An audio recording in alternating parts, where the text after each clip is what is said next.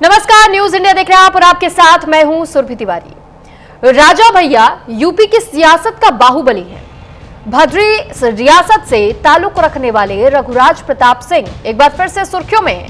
पारिवारिक विवाद के बीच राजा भैया मुश्किल दौर से गुजर रहे हैं। पत्नी भानवी सिंह से विवादों और अवैध हथियारों को लेकर की गई शिकायत से राजा भैया फंसते हुए नजर आ रहे हैं। पति पत्नी के रिश्तों में खटास साल 2015 से शुरू हुई। 2020 से दोनों के बीच तलाक का केस चल रहा है, लेकिन अब विवाद बच्चों तक पहुंच चुका है। राजा भैया के दोनों बेटे सोशल मीडिया के जरिए मां पर निशाना साध रहे हैं। वहीं दोनों बेटियां मां के बचाव में राजा भैया को लेकर मुखर है। यानी राजा भैया के परिवार में गन और सन दोनों ने गदर मचा रखी है। गजब फैमिली ड्रामा चल रहा है। बात कौन पूत और कौन कपूत तक पहुंच चुकी है। हालांकि खुद राजा भैया ने इस मामले को लेकर अब तक कुछ भी नहीं कहा है, लेकिन परिवार का यह विवाद घर की दहलीज लांघकर सूबे और देश की सियासी सुर्खियों में बन चुका है। यानी इसको लेकर चर्चाएं भी हो रही हैं। पत्नी का आरोप यह है कि राजा भैया को पत्रकार रही एक महिला से शादी की जल्दी है और यही वजह है कि वो हर हद पार कर रहे हैं। भानवी सिंह पर भी कई आरोप लग रहे हैं। आज बड़े सियासी परिवार में मचे घमासान की इनसाइड स्टोरी आपको बताएंगे।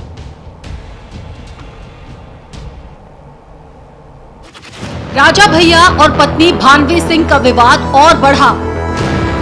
राजा भैया के दोनों बेटे शिवराज, बृजराज भी विवाद में कूद पड़े। अपनी मां भानवी सिंह को ही बेटों ने खूब लानतें भेजी। बड़े राजा और छोटे राजा ने मां भानवी के खिलाफ मुंह क्यों खोला? बेटे मां के विरोध में तो बेटियां राघवी बजेश्वरी पिता के खिलाफ उतरी। बेटी राघवी सिंह ने मां के पक्ष में वीडियो बनाकर सीएम योगी से गुहार लगाई। कुंडा विधायक राजा भैया और उनकी पत्नी भानवी सिंह का विवाद थमने का नाम नहीं ले रहा। बद्री रियायत के किले से निकलकर ये विवाद पहले सड़क पर, फिर कोर्ट में और पीएमओ कार्यालय के बाद अब सोशल मीडिया पर खूब चल रहा है। माता पिता के विवाद में राजा भैया के चारों बच्चे भी बट कर रह गए हैं। एक तरफ जहां दोनों बेटे शिवराज प्रताप सिंह और बृजराज प्रताप सिंह पिता के साथ भद्री रियासत के किले में हैं, वहीं दूसरी ओर उनकी दोनों बेटियां राघवी कुमारी और बजेश्वरी कुमारी अपनी मां के साथ दिल्ली में रहती हैं। इस विवाद में अब तक चुप रहे राजा भैया के दोनों बेटे शिवराज प्रताप सिंह और बृजराज भी कूद पड़े हैं। अपनी मां भानवी सिंह पर खूब लानतें भेज रहे हैं। शिवराज प्रताप सिंह और बृजराज प्रताप सिंह ने सोशल मीडिया पोस्ट के जरिए स्थिति स्पष्ट करने की कोशिश की थी। इसमें दोनों ने घर के विवाद के लिए अपनी मां को ही जिम्मेदार बताया था।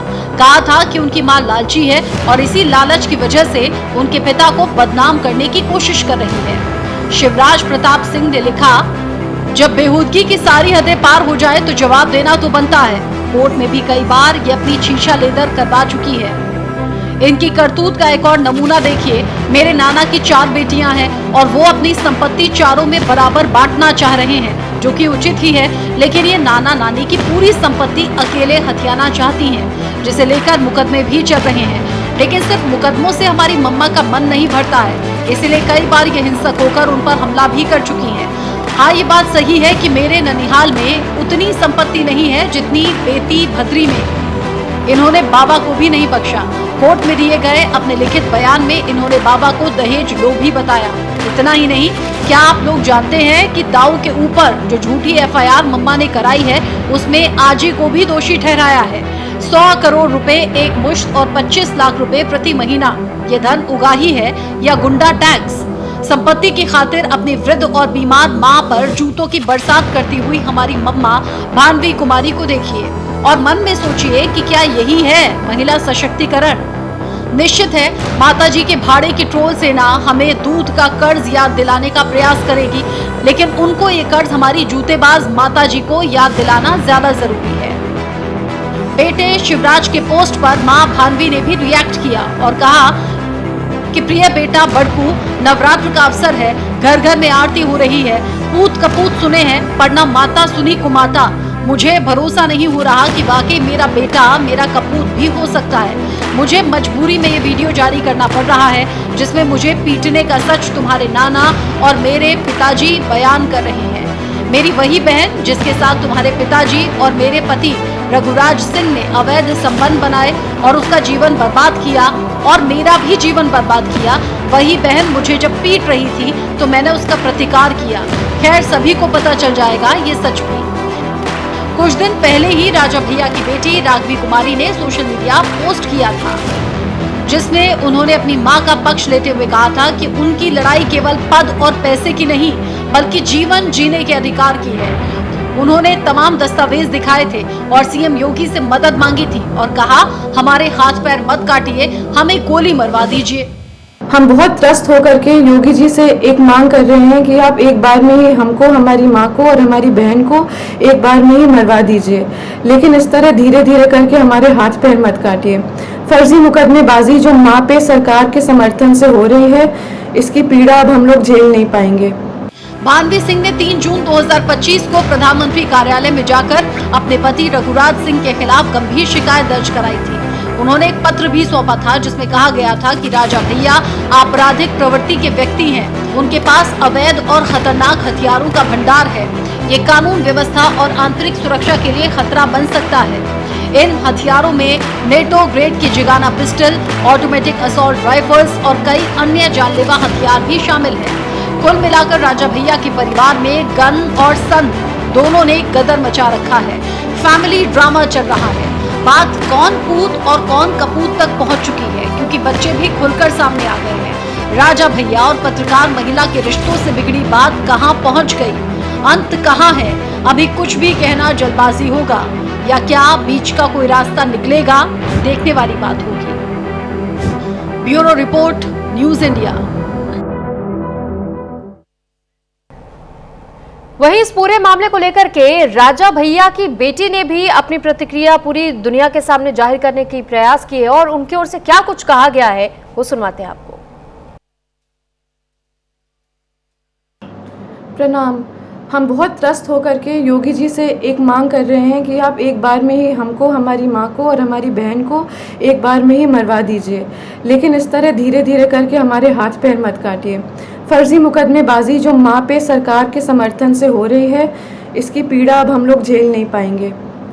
एक नया क्रिमिनल कंप्लेन किसी अनजान आदमी अजय सिंह, राणा अजय सिंह ने करा है।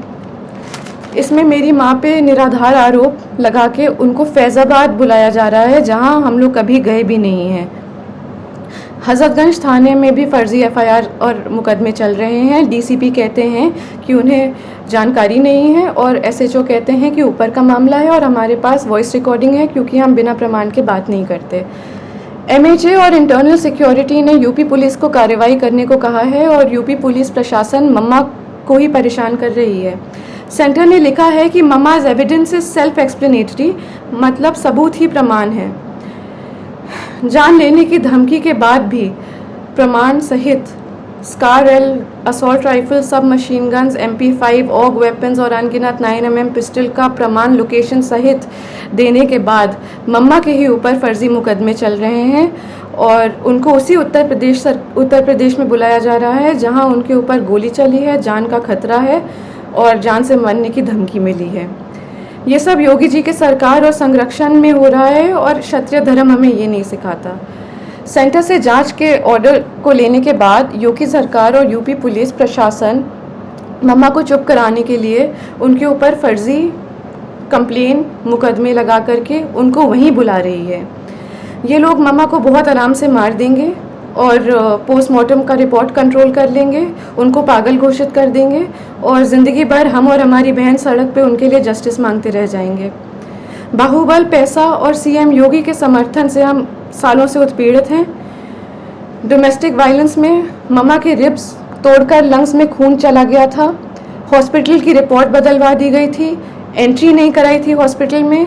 वो खून अब सूख करके एक patch of blood on her lungs हो गया है और जहाँ पे वो पैच ऑफ ब्लड है वहाँ का लंग्स एक्सपैंड और कॉन्ट्रैक्ट नहीं कर पाता, उनके रिब्स गलत जुड़ गए हैं। एम्स दिल्ली की रिपोर्ट भी है और ये permanent damage to irreplaceable organs है।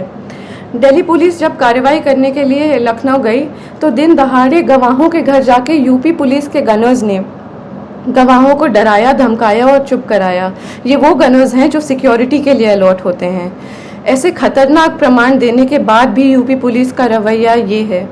और मम्मा पे अत्याचार जोर शोर से है, कार्रवाई शून्य। जानलेवा धमकी के बाद, गोली चलाने के बाद हम किस उम्मीद से जाएं उत्तर प्रदेश ये मुकदमे लड़ने के लिए। यूपी में न्याय मांगने की कोशिश करिए तो आपके ऊपर 10 मुकदमे और हो जाते हैं, क्योंकि ये सब योगी जी के संज्ञान में ही नहीं बल्कि उनके समर्थन और संरक्षण में हो रहा है। हम योगी जी से खुद ही मांगेंगे कि आप किसी को भेज दीजिए यहाँ पे और हम तीनों को एक बार में ही मरवा दीजिए। हम सालों से पीड़ित हो चुके हैं और मम्मा की बिगड़ती हालत देखते हुए हमारी तबीयत भी खराब हो रही है। या तो कार्रवाई कराइए या तो हमारी जान ले लीजिए।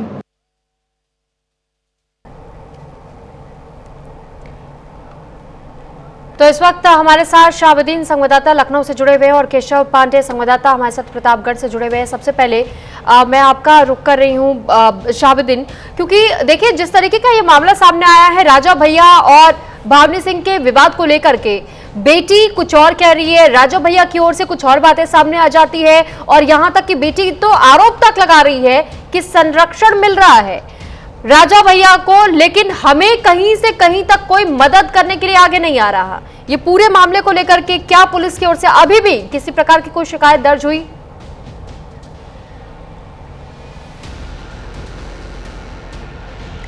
तो फिलहाल शाहबुद्दीन से संपर्क टूट गया है और इस बीच केशव पांडे हमारे साथ जुड़े हुए। केशव, आपसे जानकारी चाहेंगे इस मामले को लेकर के, ऐसी कोई भी अपडेट अभी तक है क्या कि क्या दोबारा जो शिकायत दर्ज करवाने का प्रयास राजा भैया की बेटी की ओर से भी किया गया था, ये वीडियो भी जो आप सोशल मीडिया पर वायरल हो रहा है, इसके बाद भी पुलिस किसी भी तरीके से हरकत में आई, शिकायत दर्ज हुई?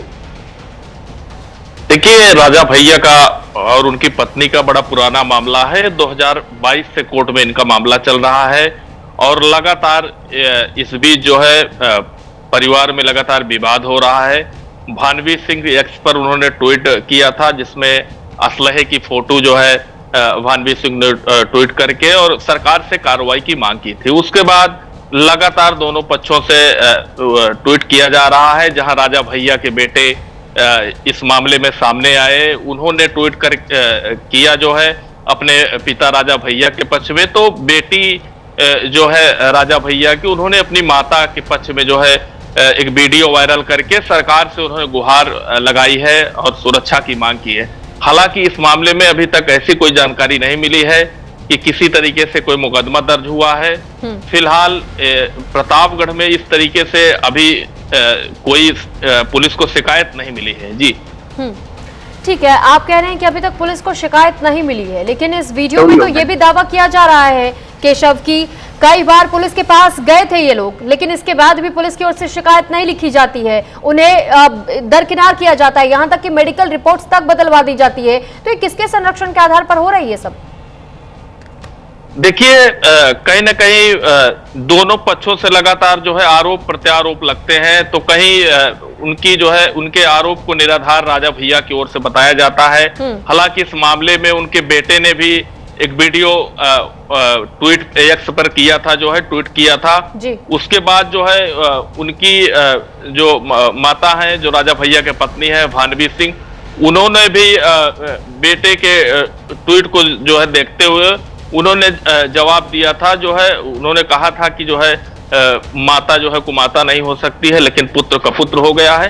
तो इस तरीके से लगातार जो है दोनों पक्षों से यक्ष पर लगातार जो है आरोप प्रत्यारोप लगाए जा रहे हैं। जी ठीक है, यहाँ तक कि बड़ा सवाल राजा भैया की बड़ी बेटी की ओर से ये भी उठा दिया गया कि इसमें सीएम योगी आदित्यनाथ को पूरी जानकारी है, प्रशासन के लोगों को पूरी जानकारी है, इसके बाद भी अगर मदद नहीं पहुंचाई जा रही है तो क्या ये मिलीभगत है? और इस तरीके से क्या कोई राजनीति की जाती है या महिलाओं को इस तरीके से दबाना क्या उचित है? इसको लेकर भी उन्होंने सवाल खड़े किए। उन्होंने ये तक कह दिया है कि जिस डॉक्टर के पास लोग जाते हैं जान बचाने के लिए, वो रिपोर्ट्स बदल देते हैं, जिसकी वजह से आज उनकी माताजी सफर कर रही हैं। लेकिन वहीं दूसरी तरफ हम अलग अलग तरीके के किरदार और अलग अलग तरीके की बयानबाजियां देखते और सुनते हैं। हालांकि इस मामले में यह भी बताया गया कि 10 और मुकदमे करवा दिए जाते अगर वो दोबारा कंप्लेन कहीं लेकर के जाते।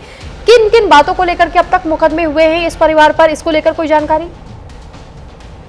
देखिए, अभी तक जो दोनों पक्षों से हुए हैं वो मुकदमे जो है जिस तरीके से कोर्ट में जो है तलाक को लेकर के वो दिया गया था, उसी संबंध में कहीं न कहीं मुकदमे जो है लिखे गए हैं और कुछ फर्जी हस्ताक्षर को लेकर के जो है उसमें मुकदमे लिखे गए हैं, लेकिन अभी उस तरीके से कोई मुकदमे इस प्रकार से नहीं लिखे गए हैं। जी ठीक है। अब इसमें ये भी बताया गया है केशव की अजय राणा की तरफ से अयोध्या में परिवाद दाखिल कर फर्जी तरीके से एफआईआर दर्ज कराई गई। 15 अक्टूबर को कोर्ट में पेश होने के लिए तक वारंट तक जारी कर दिया गया।